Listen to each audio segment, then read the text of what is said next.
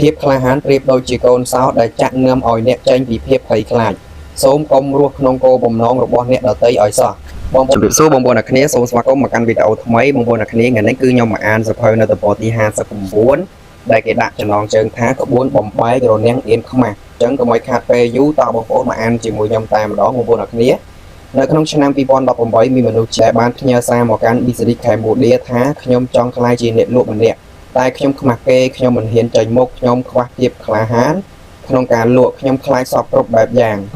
ខ្មាស់គេគឺជាបញ្ហាមួយដែលសូម្បីតែខ្ញុំក៏ធ្លាប់មានដែរនៅពេលដែលខ្ញុំចេញមុខជាសាធារណៈជាលើកដំបូងនៅលើបណ្ដាញសង្គម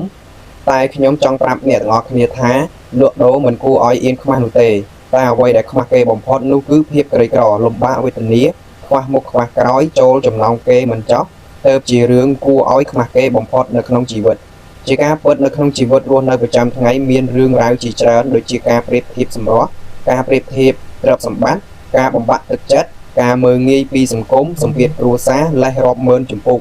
ដែលសុទ្ធតែជាការបង្រៀនអ្នកឲ្យក្លាយជាមនុស្សទន់ខ្សោយហើយពូកែខ្មាស់អៀនបំផុតសម្ពាធទាំងនេះបានធ្វើឲ្យប្រូក្រាមនៅក្នុងខួរក្បាលរបស់អ្នកពោពេញទៅដោយភាពខ្មាស់អៀននិងភាពភ័យខ្លាចបំផុតអ្នកគ្រប់គ្នាត្រូវចាំថាមនុស្សគ្រប់គ្នាដែលមានកំណើតនៅលើផែនដីនេះកើតមកយកតែខ្លួនទៅទេមកប៉ុណ្ណោះសូម្បីតែការនិយាយស្ដីភាពក្លាហានក៏គ្មានមកជាមួយពីកំណើតដែរចុះរឿងអីហេតុអីបានជាគេមានភាពក្លាហានចាញ់លក់រកចំណូលរាប់លានដុល្លារខណៈពេលដែលអតិភិបបានផ្ដល់ឲ្យអ្នកនៅខួរក្បាលទម្ងន់1គីឡូ2ខាំនិងពេលវេលាឲ្យអ្នក24ម៉ោងដូចគ្នា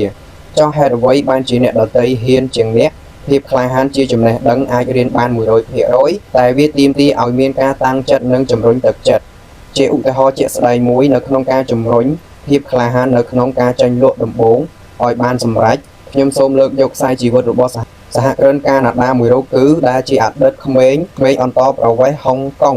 ក្លាយជាសេដ្ឋីទី1របស់ហុងកុងក្នុងទឹកដីកាណាដាសហគ្រិនរូបនេះអាចនិយាយបានថាជាមនុស្សដែលក្លាហានម្នាក់នៅក្នុងការលក់លោកបរាជ័យក្នុងការរកស៊ី13ដងតែលោកនៅតែចាត់សឿងចាញ់លក់រហូតក្លាយជាសេដ្ឋីមានទ្រព្យ70លានដុល្លារការនៅរៀនថ្នាក់វិទ្យាល័យដែលជាក្មេងប្រុសអន្តរប្រវេសន៍ម្នាក់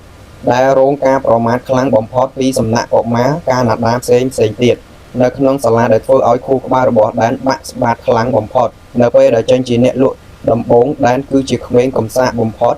ស្ទើរតែមិនហ៊ានចេញពីក្នុងផ្ទះទៅជួបមនុស្សខាងក្រៅនោះទេគាត់ធ្លាប់និយាយនៅក្នុងកិច្ចសម្ភាសន៍មួយថា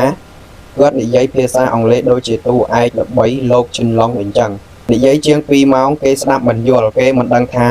ចង់លក់អ្វីឲ្យគេនោះទេពេលវេលាដែលដុតកម្ដៅបេះដូងសេដ្ឋីមួយនេះឲ្យដាស់យកនៅក្នុងខ្លួនហើយចេញលក់ដោយគ្មានខ្លាចភ្ញៀវសំបីតែបន្តិចនោះគឺបង្កើតកម្លាំងជំរុញចិត្តគាត់បានយកចំណុចវេទនាបំផុតរបស់គាត់មកជំរុញទឹកចិត្តឲ្យគាត់ចេញលក់ឲ្យខ្លាយទៅជាមនុស្សដែលក្លាហានបំផុត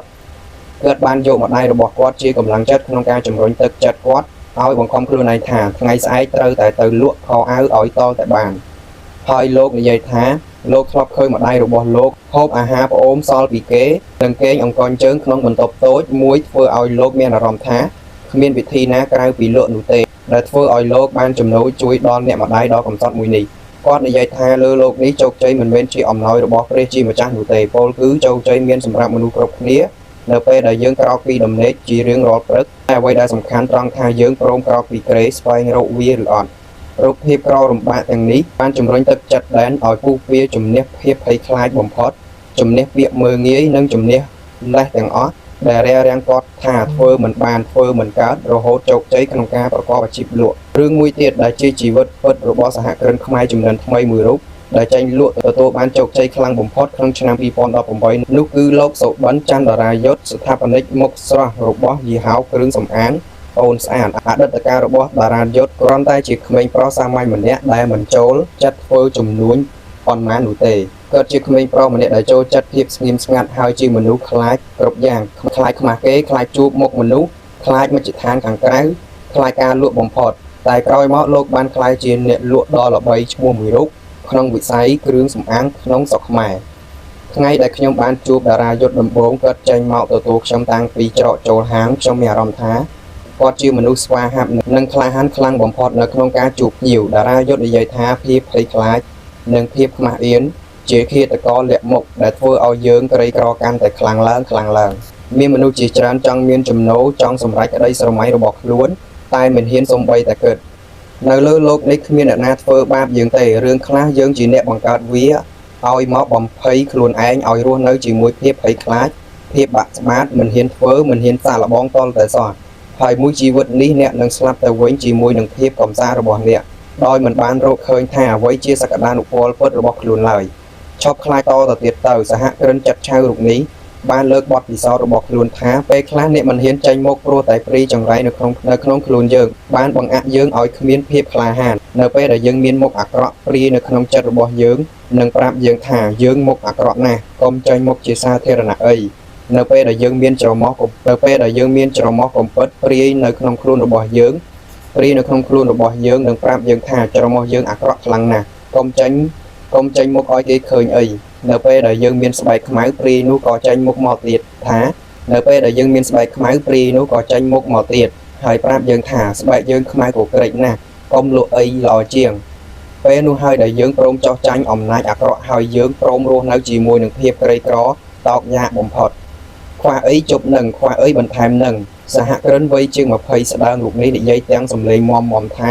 បើអ្នកចង់មានភាពក្លាហានអ្នកត្រូវតែសម្លាប់ព្រីនៅក្នុងខ្លួនរបស់អ្នកចោលបើច្រមុះមុខអាក្រក់ទៅកែមុខឲ្យស្អាតបើច្រមុះកំពិតទៅចាក់ច្រមុះឲ្យស្អាតបើស្បែកខ្មៅទៅត្រាំទៅដោះគោឲ្យសទោះបីត្រូវចំណាយប៉ុន្មានក៏ដោយក៏ត្រូវតែធ្វើដើម្បីលុបបំបាត់មន្តចង្រៃចាញ់ពីចិត្តរបស់អ្នកហើយអ្នកហ៊ានធ្វើការងារមួយនេះឲ្យជោគជ័យតាមក្តីស្រមៃរបស់ខ្លួនឯងកុំបណ្ដោយឲ្យអាចកណ្ដុលមួយគ្រាប់ធ្វើឲ្យខូចបបរមួយឆ្នាំងឲ្យសោះរឿងខ្មាស់គេជារឿងតូចតាចណាស់លះវាចេញទៅធ្វើវាម្ដងមិនជោគជ័យធ្វើវា1000ដងទៅ10000ដងនឹងคล้ายទៅជាជំនាញរបស់អ្នកហើយអ្នកដឹងទេថាពេលខ្លះនៅពេលដែលយើងកែមុខឲ្យស្អាតកែច្រមុះឲ្យស្អាតកែស្បែកឲ្យសវាគ្មានស្អាតអស្ចារ្យណាស់ណាជាងមុននោះទេតែវាជាធម៌ពលផ្លូវចិត្តមួយដែលធ្វើឲ្យមនុស្សមានអារម្មណ៍ថាខ្លួនឯងមានទំនុកចិត្តជាងមុនហើយហ៊ានចេញលក់ទទួលបានជោគជ័យខ្វះអីជប់នឹងទៅអីកាត់នឹងចោលកុំរស់នៅជាមួយភាពមនិលដែលបង្អាក់ដល់ការសម្រេចក្តីស្រមៃរបស់អ្នកចង់លក់ក៏ចេញលក់ភ្លាមទៅឈប់ខ្មាស់គេទៀតចេញលក់ឲ្យបានទៅអីកាត់នឹងចោលកុំស្មុគស្មាញពេកបើអ្នកអាចចេញលក់បានជោគជ័យគ្មានអ្នកណាមកដណ្ដើមឬមកធ្វើជំនួសអ្នកបានទេភាពក្លាហានប្រៀបដូចជាកូនសោដែលចាក់នាំឲ្យអ្នកចេញពីភាពភ័យខ្លាចសូមកុំរស់ក្នុងគោលបំណងរបស់អ្នកដទៃឲ្យសោះបងប្អូនអ្នកគ្នាឥឡូវគឺយើងបានអានបញ្ចប់នៅមេរៀនថ្មីហើយបងប្អូនអ្នកគ្នាដែលគេនិយាយតាក់ទងទៅនឹងក្បួនបំបែករនាំងអៀនខ្មាស់អញ្ចឹងនៅក្នុងហ្នឹងគឺខ្ញុំបានរៀនសូត្រពាក្យជាច្រើនបងប្អូនអ្នកគ្នាព្រោះវីដេអូមួយនេះរៀងវែងដែរបងប្អូនអ្នកគ្នាគឺនៅក្នុងហ្នឹងមានរហូតដល់2 3 4 5 6 7សន្លឹកបងប្អូនអ្នកគ្នាអញ្ចឹងសម្រាប់បងប្អូនយើងអត់ទាន់យល់ពីចំណុចមួយហ្នឹងដែលខ្ញុំអានបងប្អូនអាចស្ដាប់វីដេអូម្ដងហើយម្ដងទៀតបងប្អូននឹងយល់ពីចំណុចមួយហ្នឹងតែម្ដងបងប្អូនអ្នកគ្នាហើយមួយទៀតបើបងប្អូនមានសភៅមួយហ្នឹងបងប្អូនបើកទៅទី65បងប្អូនអានតែម្ដងទៅគឺនឹងឃើញមេរៀនដែលមានចំណងជើងថាក្បួនបំបែករនាំងអៀនខ្មាស់អញ្ចឹងវីដេអូមួយនេះក៏មានតែប៉ុណ្ណឹងបងប្អូនអ្នកគ្នាខ្ញុំបានអានតាក់ទងទៅនឹងមេរៀនមួយនេះបានបញ្ចប់ហើយនៅមេរៀនបន្តទៀតគឺយើងតែអាននៅមេរៀនថ្មីតែម្ដងបងប្អូនអ្នកគ្នាហើយមេរៀនមួយនេះគឺខ្ញុំបានរៀនសូត្រពីវាច្រើនបងប្អូនព្រោះវាមានពាក្យដែលយើងត្រូវសិក្សាជាច្រើនបងប្អូនអ្នកគ្នាតាក់ទងទៅនឹងមេរៀនថ្មីហ្នឹងណាហើយនៅវីដេអូបន្តទៀតគឺយើងមកអាននៅមេរៀនថ្មីមួយនេះនៅតពទី65ដែលគេដាក់ចំណងជើងថាកសាងខ្លួនឲ្យមានទីផ្សារអញ្ចឹងសម្រាប់បងប្អូនយើងចង់ដឹងថាកសាងខ្លួនហ្នឹងកសាងមិនហើយធ្វើមិនទៅយើងមានទីផ្សារសម្រាប់យើងធ្វើការងាររបស់យើងផ្លេចទៅអាននៅតពថ្មីនៅតពទី65ហើយ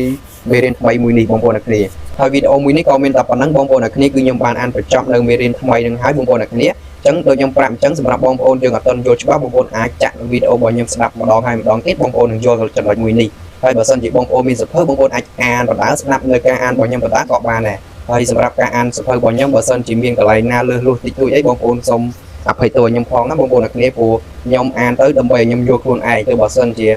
បងប្អូនស្ដាប់ទៅវាខុសឆ្គងត្រង់ណាបងប្អូនអធិស្ឋានខ្ញុំផងណាបងប្អូនអ្នកគ្នាហើយវីដេអូមួយនេះក៏មានតែប៉ុណ្ណឹងបងប្អូនអ្នកគ្នាជួបគ្នាវីដេអូបន្តទៀតបាទជម្រាបលាបាយបាយ